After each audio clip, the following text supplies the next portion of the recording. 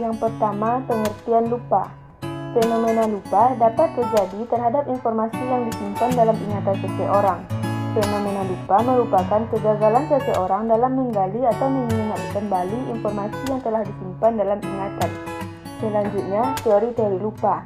Yang A, decay theory. Memori seseorang tidak akan menyimpan informasi secara permanen. Hal ini berkaitan dengan decay theory, di mana teori ini beranggapan bahwa lupa dapat terjadi karena informasi yang pernah disimpan dalam ingatan tidak pernah atau jarang digunakan, sehingga lama-kelamaan akhirnya mengalami kerusakan atau hilang dengan sendirinya. Teori ini mengendalikan bahwa setiap informasi yang disimpan dalam memori akan meninggalkan jejak atau memory trace. Decay teori banyak ditemukan dalam kehidupan sehari-hari, seperti saat seseorang lupa nama kawan lamanya ketika berjumpa setelah beberapa tahun tidak komunikasi. Maka terjadinya lupa disebabkan karena orang itu jarang atau bahkan tidak pernah lagi menyebut nama temannya itu. B. Interference theory. Interference theory adalah sebuah teori dalam psikologi kognitif yang menjelaskan bagaimana informasi baru dapat mengganggu atau menginterferensi dengan pemulihan informasi lama dalam ingatan seseorang. Menurut teori ini, interferensi terjadi ketika ada gangguan antara dua atau lebih informasi yang saling bersaing dalam ingatan, sehingga mengakibatkan kesulitan dalam mengingat atau memulihkan informasi yang diinginkan.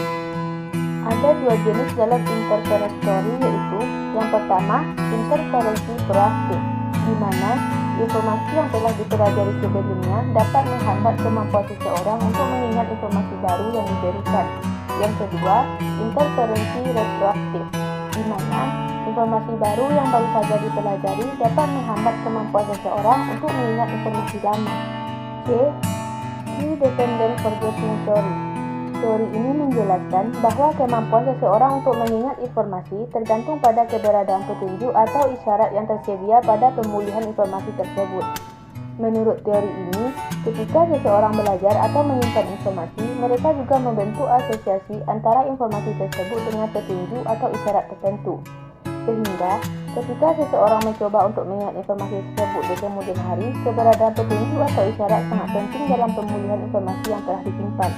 Contohnya, ketika seseorang sedang memberikan presentasi di depan audiens dan bergantung pada slide PowerPoint sebagai petunjuk, namun ketika slide tidak berfungsi atau hilang, mereka mungkin lupa kata-kata atau urutan informasi yang ingin mereka sampaikan karena keberadaan petunjuk atau isyarat yang hilang.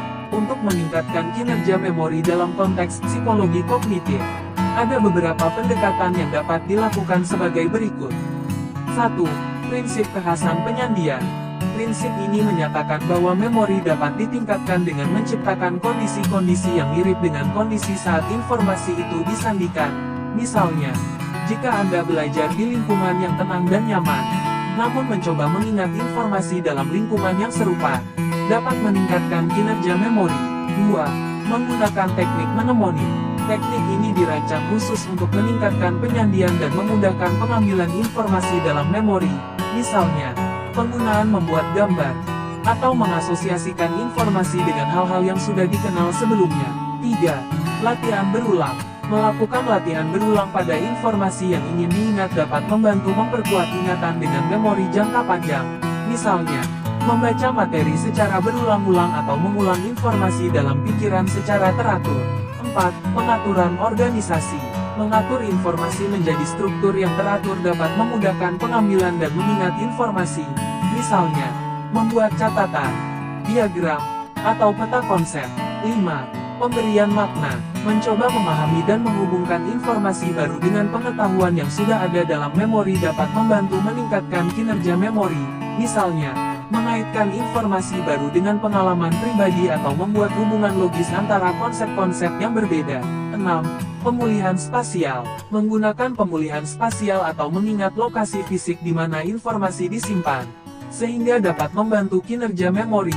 Misalnya, mengingat di mana Anda meletakkan kunci atau mengingat posisi suatu objek dalam lingkungan tertentu. Pengukuran memori. Metode pengukuran memori yang dikembangkan cenderung menganalisis aspek proses sebuah memori.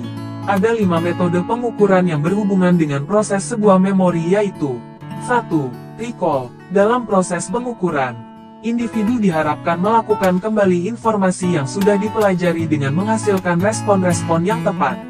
Contoh, mengingat waktu kejadian, urutan kartu yang disajikan, angka-angka dan menjawab soal ujian esai.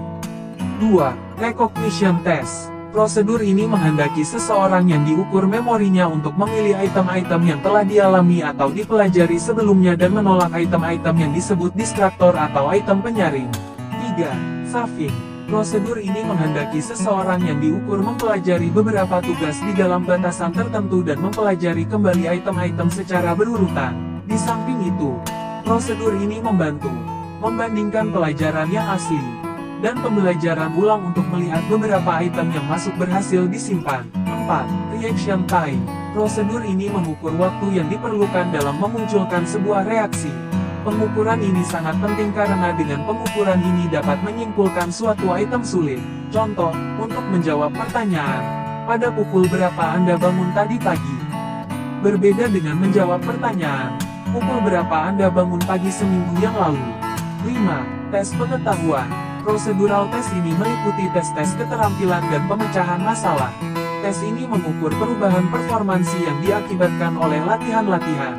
Tes ini lebih mencakup perkembangan keterampilan motorik, misalnya membaca teks yang tulisannya terbalik. Tugas-tugas pemecahan masalah misalnya memecahkan teka-teki jigsaw, puzzle, dan Tower of Hanoi Puzzle.